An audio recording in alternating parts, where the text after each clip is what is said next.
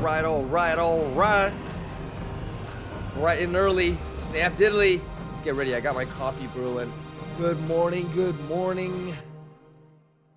Numbers coming out. Ooh.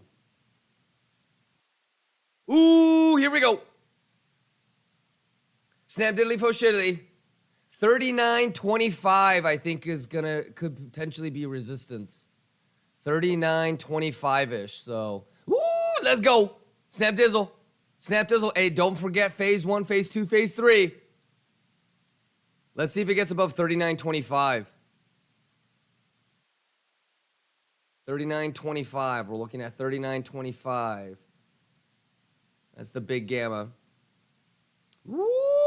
And then Gex is at 39.50. Gex flip is around 39.50.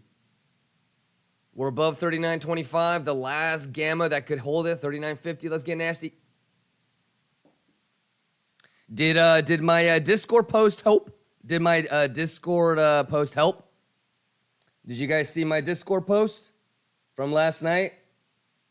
What did I say could be possible soporte? 19,650 was the bottom of the minor anchored VWAP.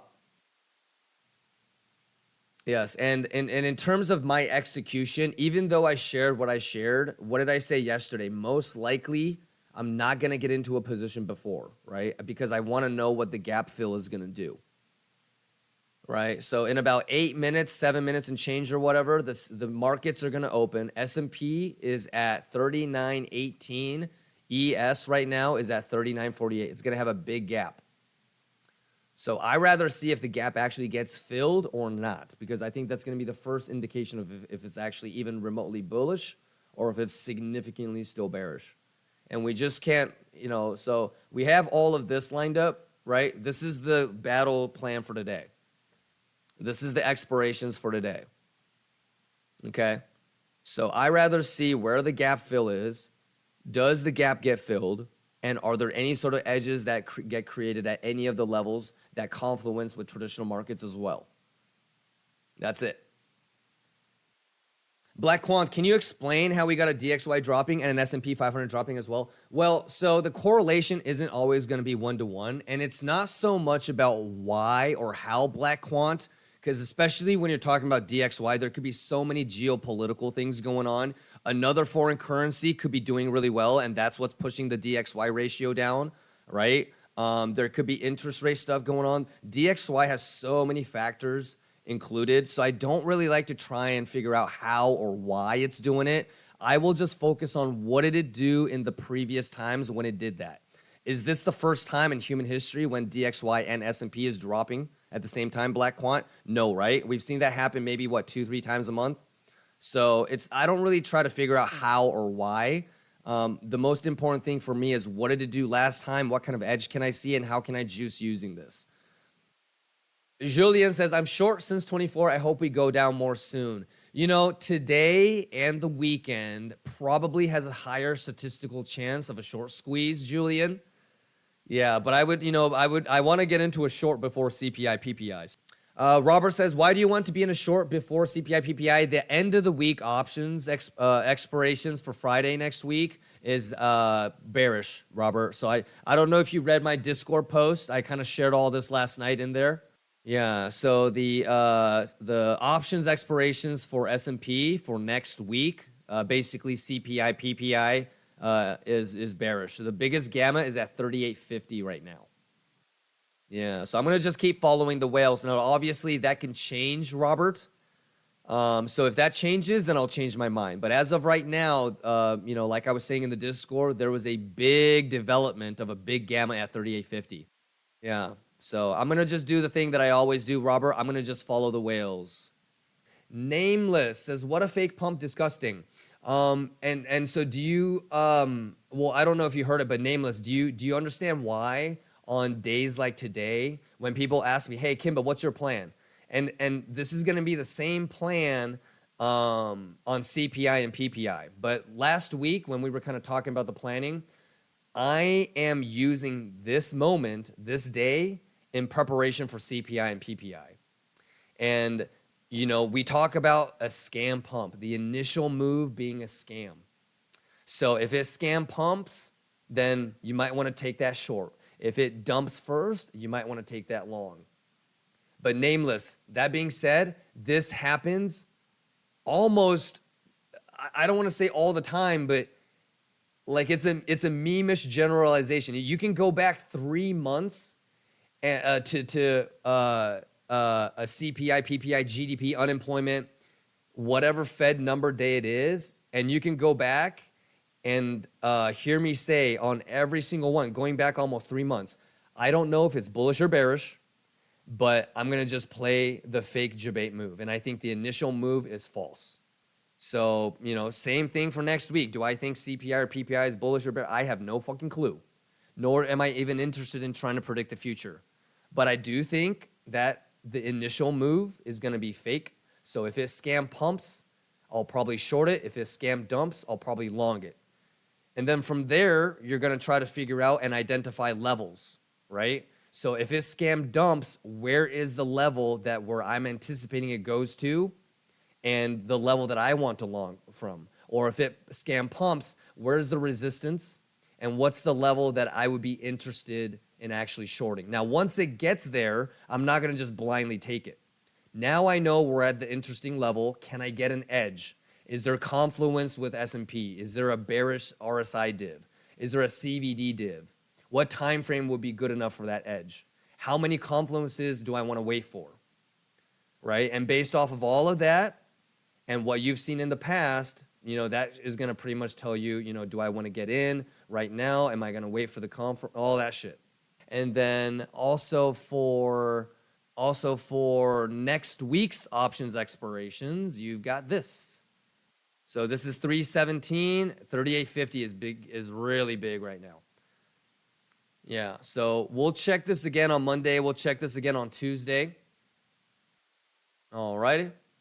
So this is for Friday options expirations next week. It's semantics, right? Because all I want is a short. So some people could say I'm bearish, but I did talk about the VWAP. You know what I mean? So if you're going to take a long, what have we said for the last 4 or 5 months? I'm overall bearish. And so if you're going to take a stab at a long, or me personally, if I'm taking a stab at a long, I'm riding on the coattails of a scam pump. And so I'm just going to put my stop loss at, break even or take profit, small to mid-sized positions, and that's it. So if you want to take a shot, you can. I don't know if I want to, just because kind of keeps messing me up.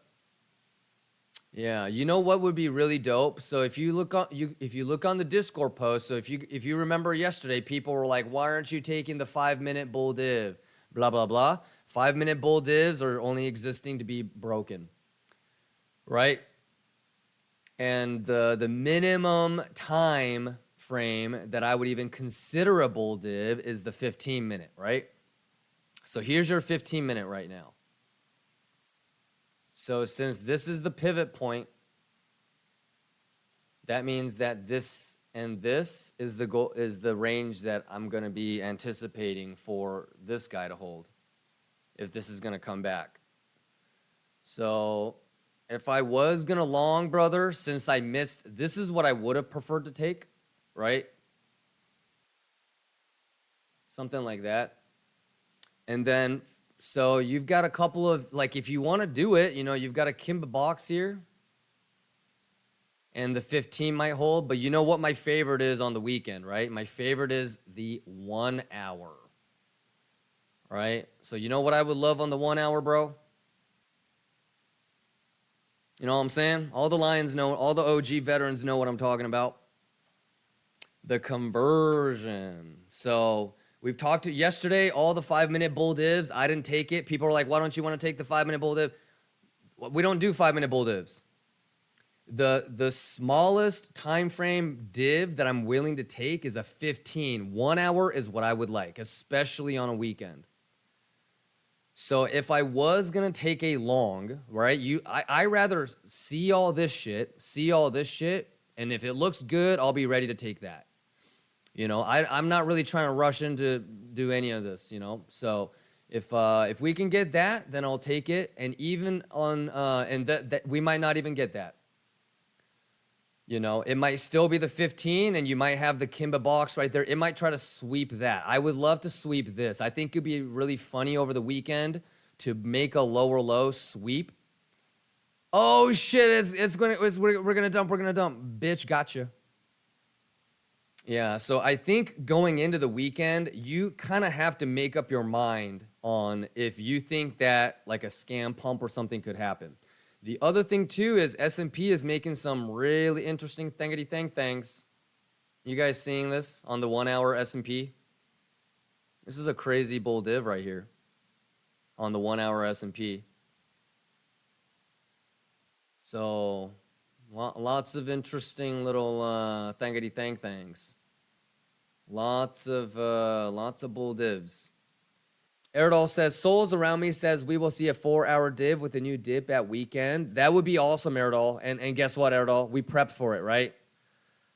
So I think that whether you take the trade at that moment or not, whether the trade works out for you or not, I think the most important thing is that most of these major moves, it doesn't surprise us.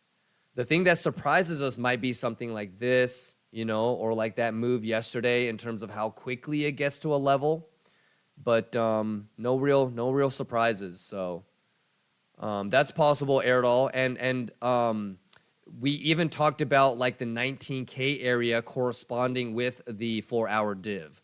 So for the 4 hour to dip, right, it might make a lower low, right? So I'm a level to level guy. 19K, 19135. It'll be level to level for me. Most of you guys don't know it, but you guys are hella good traders.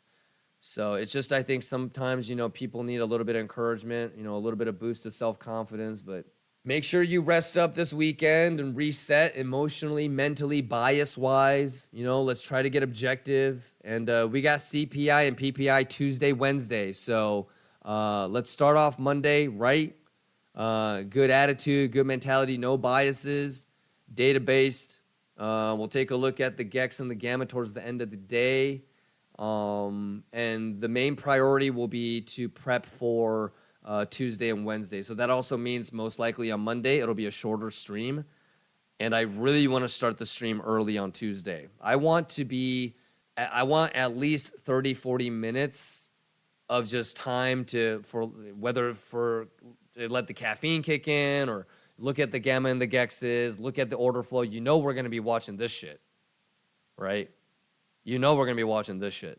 So I want to start Tuesday super early.